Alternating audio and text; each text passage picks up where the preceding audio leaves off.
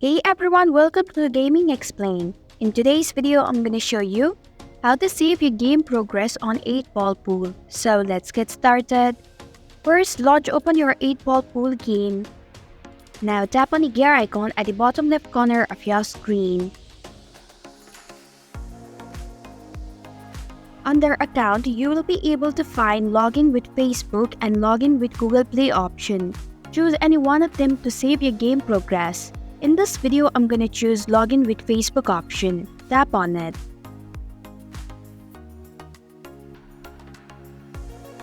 Then tap on the Continue button. And this is how you can save your game progress on 8-ball pool. Thanks for watching Gaming Explained. If you like this video, hit the like button and drop a comment with any questions or feedback. If you are new, subscribe and click the bell icon to stay updated on our future videos.